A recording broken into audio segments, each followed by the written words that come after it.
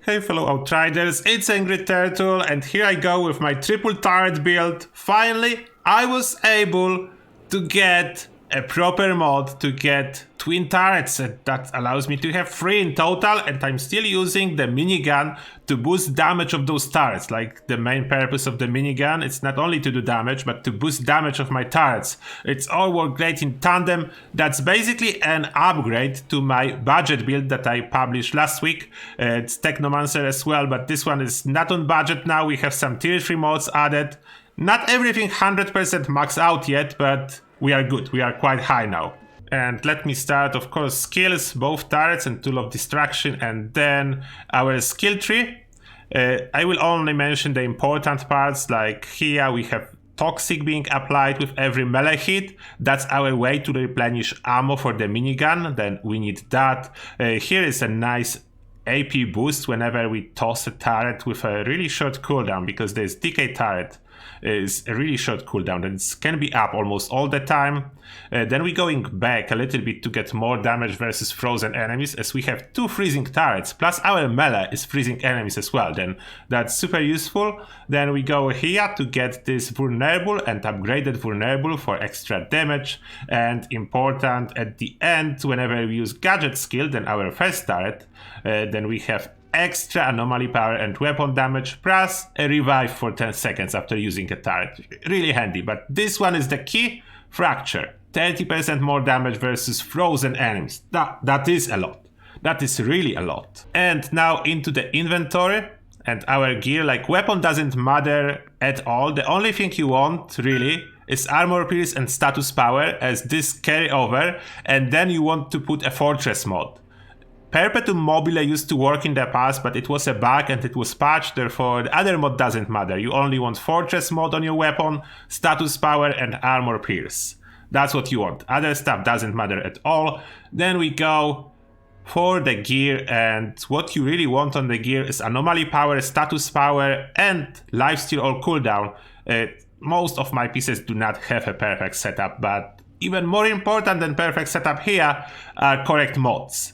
Then anomaly power, status power and correct mods, it is the key. About the mods, we have Massacre, what increase anomaly power with every kill by almost 40k and stack up to 6 times.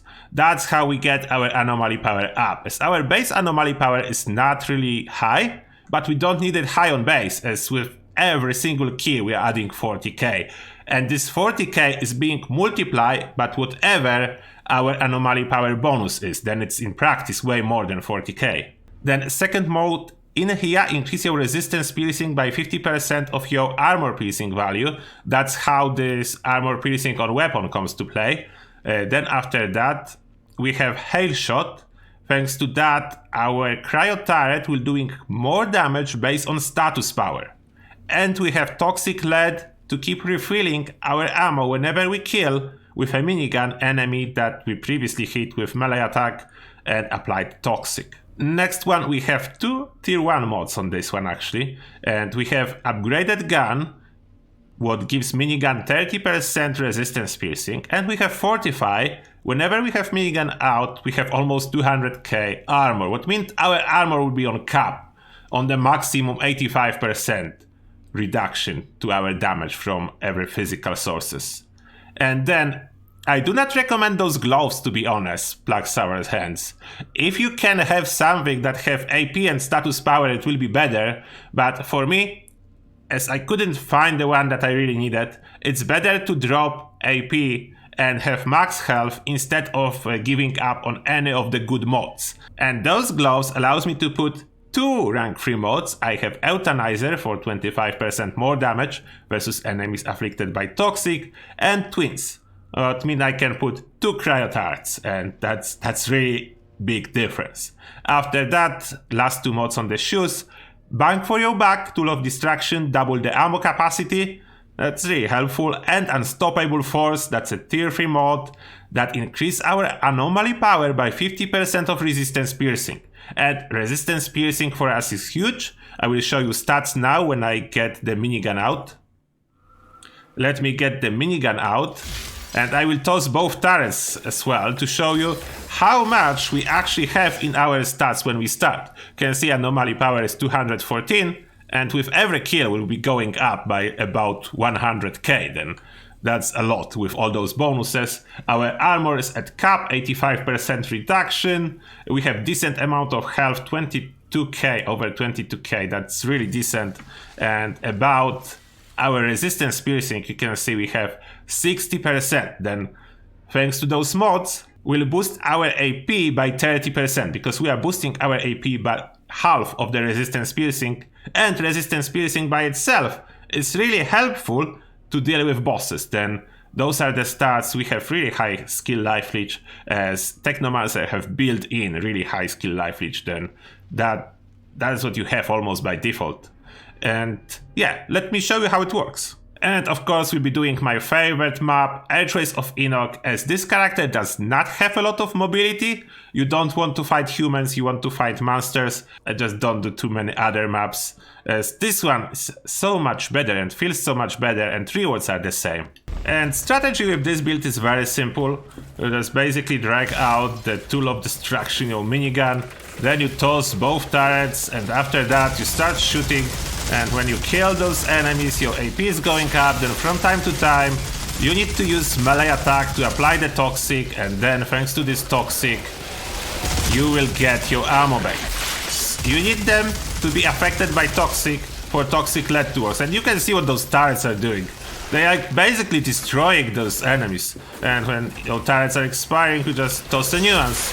And you can see how tanky I am. I can stop shooting for a while and I'm still good. And now where the big guy is going, just try to apply some freezing and turrets around him, and you shoot. And you can see that even the big guys are melting.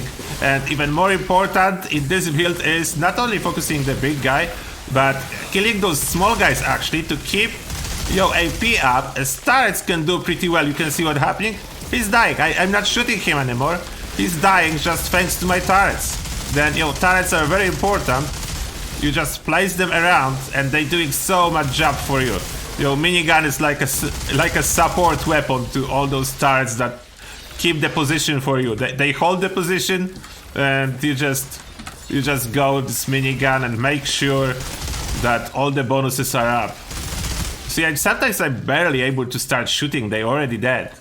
That's how powerful it is. I like it. I like the slow gameplay with this build, that you don't need to overthink it. You are super tanky. You don't worry about stuff. You just do your thing, and if you choose a correct map, it's super easy. And yeah, that's what I like about it. It's nice farming. Nice farming. You don't need to have a great reflex. You don't need any like special skills. You have your build to do a lot of job for you.